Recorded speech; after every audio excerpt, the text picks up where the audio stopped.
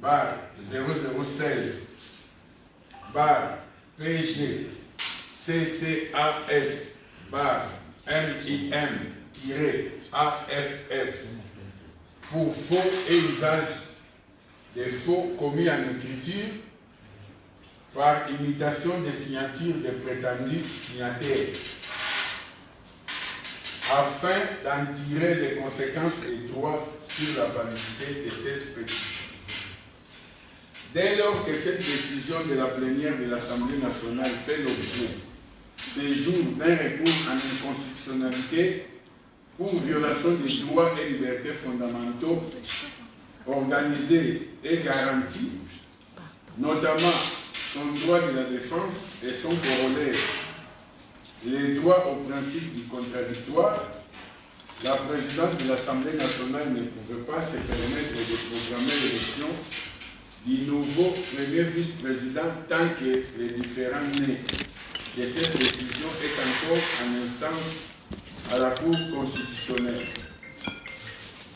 Dans le même ordre d'idées, poursuit-il, le secrétaire général de l'Assemblée nationale ne pouvait pas non plus, même sur ordre du bureau, lui ordonner de restituer auprès du directeur des matériels de l'administration de l'Assemblée nationale, dès mercredi 3 juin 2020, au plus tard à 15 h, véhicules, clés et autres biens appartenant à l'Assemblée nationale qui étaient mis à sa disposition dans le cadre de l'exercice de ses fonctions de premier vice-président de l'Assemblée.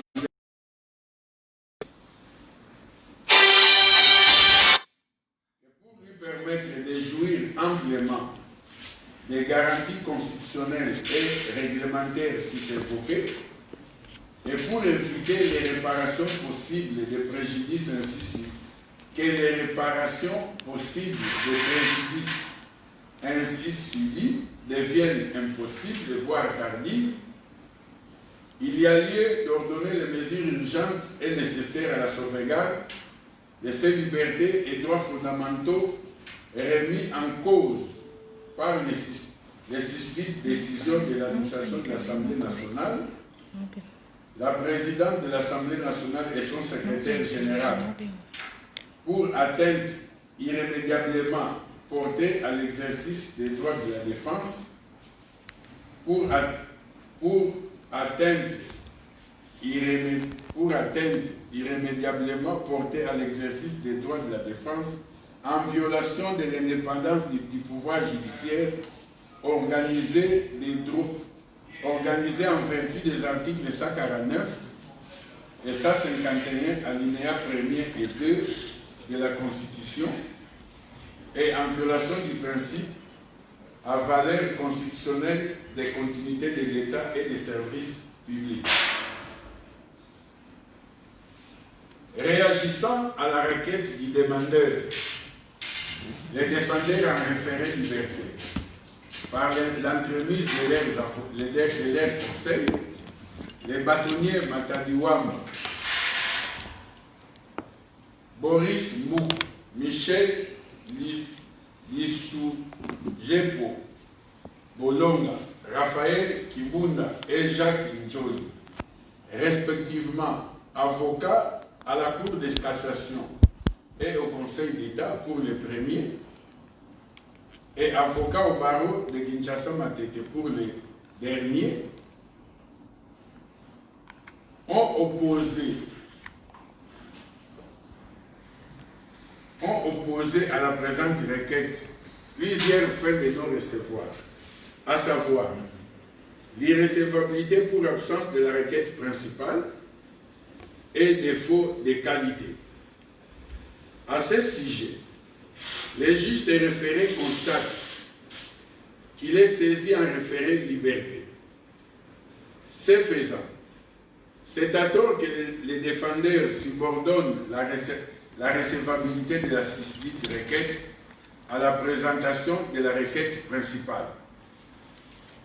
Quant au défaut de qualité, il constate qu'il jouit au dossier une procuration spéciale datée du 6 juin 2020 par laquelle le demandeur a donné mandat à l'avocat à la Cour d'appel de Kinshasa-Gombe, Kono Pagna Didier, pour introduire une requête en référé liberté contre les décisions incriminées. De ce qui précède, il déclarera non fondé ces deux fins de non-recevoir. Quant au fond, il déclare d'abord que les décisions incriminées ne sont pas des actes administratifs car, d'après eux, Madame Janine Mabunda Lioko, la présidente de l'Assemblée nationale, n'est pas une autorité administrative centrale du pouvoir central. Il rétorque ensuite que ces décisions n'ont nullement porté atteinte à une liberté publique ou fondamentale. Étant donné que le demandeur en référé liberté a exercé son droit de recours et continue à l'exercer par devant la Cour constitutionnelle, au demeurant, il fustige l'attitude du demandeur qui, à travers cette action, veut porter atteinte à une liberté publique. Pour terminer, il conclut au rejet de la présente requête. Le juge des référés saisi de la demande à référé liberté dira fonder la présente requête. En effet, au terme de l'article 283 alinéa 1er de la loi organique numéro 16/027 du 15 octobre 2016 portant organisation, compétences et fonctionnement des juridictions de l'ordre administratif, les juges des référés saisis par une demande à référé liberté peut, lorsqu'une décision administrative porte gravement atteinte et de manière manifestement illégale à une liberté publique et ou fondamentale, ordonner toute mesure nécessaire à la sauvegarde de la liberté. Dans le cas d'espèce, il ressort des éléments du dossier que, usant du droit lui reconnu par la Constitution, en son article 162, alinéa 2, le demandeur a saisi sous R. Const. 1242 la Cour constitutionnelle en inconstitutionnalité du vote du 25 mai 2020, lors duquel la plénière de l'Assemblée nationale l'a déchu de ses fonctions de premier vice-président de la susdite Assemblée. Ces votes étaient déjà attaqués en inconstitutionnalité devant la Cour constitutionnelle. La présidente de l'Assemblée nationale, qui est à la fois autorité administrative centrale du pouvoir central en tant que membre du bureau et politique en tant que présidente des plénières de la dite institution en vertu du principe de dédoublement fonctionnel. Comme référence, Botakile Batanga, précise du contentieux administratif congolais, tome 2, première édition, Bruxelles, édition Academia, page 72 à 100, aurait dû, au regard de l'alinéa dernier de cette disposition constitutionnelle, surseoir à l'élection du nouveau premier vice-président tant que cette Cour n'aura pas vidé sa saisine. Car, en effet, en vertu de l'article 151 alinéa 1er de la Constitution, le pouvoir exécutif ne peut ni entraver les cours de la justice, ni statuer sur les différents préjuridictionnels. Ne l'ayant pas fait, il suit que sa décision numéro 10/K/P/AN/JML /2020 du 4 juin 2020 fixant le calendrier de l'élection et de l'installation du premier vice-président de l'Assemblée nationale, tout comme la lettre numéro 173-AN-SG-A-JMK-MM de 2020, du 2 juin 2020, du secrétaire général de la susdite Assemblée, porte gravement atteinte à une liberté publique. Pour toutes ces raisons, les juges des référés saisis en demande de référé liberté ordonnera à titre conservatoire la suspension de l'exécution de ces deux décisions, et ce, en attendant la décision de la Cour constitutionnelle quant au mérite de la requête en inconstitutionnalité dont elle est saisie sous R. Const. 1242. Ainsi, les juges des référés, vu la Constitution de la République démocratique du Congo, spécialement en ses articles 21, alinéa 2, 155 et 162, vu la loi organique numéro 16/027 du 15 octobre 2016 portant organisation, compétences et fonctionnement des juridictions de l'ordre administratif, spécialement en son article 283. Vu l'ordonnance numéro 19/002 du 10 janvier 2019 portant règlement intérieur du Conseil d'État, spécialement en ses articles 10, 100, 101, 102 et 103, ordonne, article 1er, les juges des référés, saisis en demande de référé liberté, déclarent recevables mais non fondées les fins de non-recevoir soulevées par les défendeurs. Par conséquent, déclare recevable et fondée la requête de M. Jean-Marc Kabunda Kabunda. Article 2. Suspend les effets de la décision numéro 10 /CAB /P /AN /JML /2020 du 4 juin 2020 fixant le calendrier de l'élection et de l'installation du premier vice-président de l'Assemblée nationale, tout comme la lettre numéro 173/AN/SG/JNK/MMN/2020 du 2 juin 2020 du secrétaire général de la susdite Assemblée. En attendant la décision de la Cour constitutionnelle sous R. Const. 1242. Article 3. La présente ordonnance sera notifiée aux parties et publiée au journal officiel de la République démocratique du Congo, ainsi que dans les bulletins de décision et publication des juridictions de l'ordre administratif. Ainsi ordonnée et prononcée à l'audience en chambre du Conseil en référé liberté de la section du contentieux du Conseil d'État.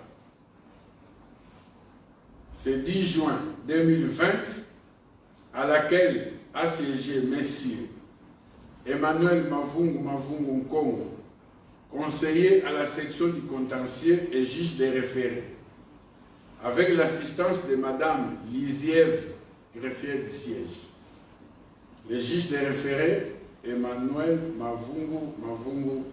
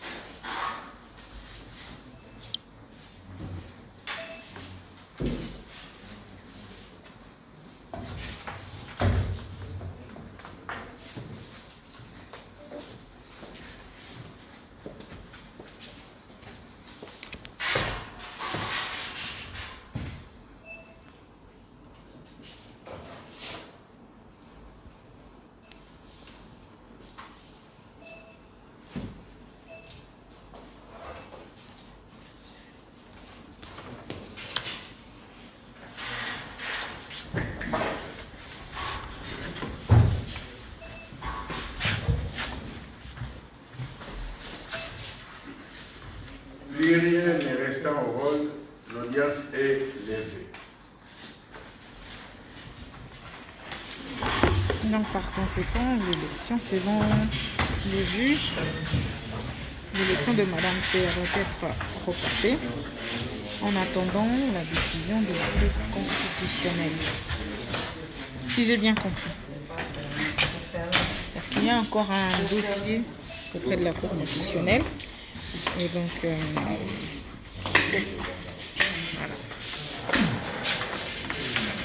C'est un peu ça.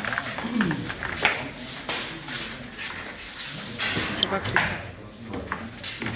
ça. Allez, on va passer. Non, c'est elle va suspendre man la décision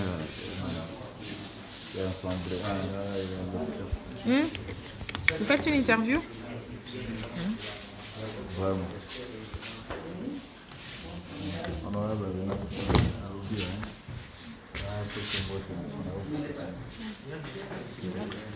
Ah, d'accord.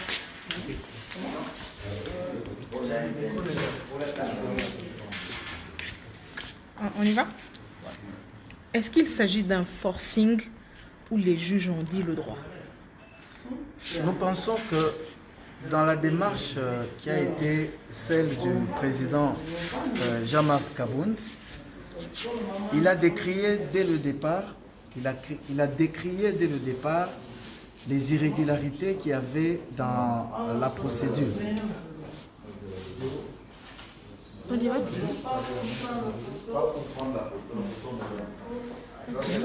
Allons-y. On est en direct. Il a décrié les irrégularités qu'il y avait dans la procédure dès le début de la procédure en déchéance. Mais nous constatons tous ici que l'Assemblée nationale étant une institution qui devra normalement être l'institution qui sert d'exemple dans le respect des principes de la loi, lui, en tant que premier vice-président, s'est senti non seulement frustré par les formes d'irrégularité qu'il y a eu, et n'oublions pas que ici c'est juste une procédure qui vient non seulement de sa part, mais qui a été entérinée par son parti. Et si l'UDPS aujourd'hui avait permis à l'honorable Jean-Marc Kabound de le faire, c'est parce que l'UDPS est d'abord un parti qui prône l'état de droit. Et en prenant l'état de droit, l'UDPS pense que ce serait irresponsable en tant que parti de subir justement cette forme d'irrégularité pendant qu'ils sont un parti d'état de droit et de ne pas revendiquer cette forme d'injustice ou d'irrégularité sur cet état de droit qui fait partie de son combat. Maintenant, c'est à la justice de dire si Jean-Marc Kabound a eu raison ou Jean-Marc Kabound a eu tort. Ça, ce n'est pas une victoire, mais c'est juste une procédure qui avait été sollicitée dès le départ dans l'Assemblée nationale et qui est aujourd'hui entérinée par le Conseil d'État. Nous attendons la suite. Mais les irrégularités, c'est au niveau de la forme. Le fond, c'est que la majorité des députés, c'est déjà une leçon à tirer, qui ont voté pour le départ de Jean-Marc Kabound. Madame Rachel, pensez-vous que parce que vous êtes majoritaire et que vous avez le droit de changer quelqu'un par votre volonté, vous devez utiliser la voie illégale? Nous sommes dans un État où nous devons servir d'exemple à nos propres enfants, à notre propre République. La majorité étant une majorité des élus. Ici, je ne parle pas des partis politiques, je parle des députés nationaux. La majorité des députés nationaux ayant pris une décision de pouvoir démettre un de leurs collègues, députés comme eux, ne devra le faire que dans le respect des prescrits de la loi. Et cette loi, c'est la loi qui est opposable à tous.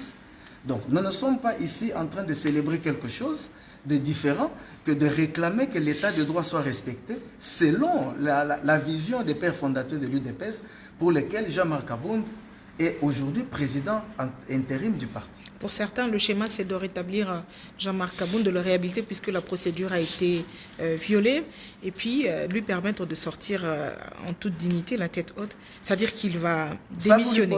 Vous lui poserez la question quand vous serez avec lui. Nous, en tant que chargé de communication, nous vous informons ici que le principe du parti et le principe de Jean-Marc Abound, c'est la revendication du respect des principes de l'état de droit qui est prôné par son parti. Et quant au reste, on laisse la justice faire son travail. Je vous remercie. Je ne suis pas déçue, mais je suis là depuis le matin jusqu'au soir. Je suis là depuis... Oui, ça va, ça va. Je suis seulement fatiguée. Vous savez, il est quelle heure? Vous savez, je suis ici depuis quelle heure? Depuis 8h30 que je suis ici. Il est quelle heure? J'ai même pas bu de l'eau. Donc c'est normal que je sois fatiguée. Je ne suis pas déçue. Moi, je ne suis pas dans les débats politiques. En tout cas, non. Voilà. Merci beaucoup de partager la vidéo pour permettre à ceux qui n'ont pas suivi de pouvoir se remettre, être informés. Et on se dit à demain. À demain, chaque jour est une vie et prenez soin de vous. À demain. Une pensée spéciale à un ami qui est malade. Et je lui souhaite prompt rétablissement. Un ami qui est malade. Voilà. Allez. Bonsoir chez vous.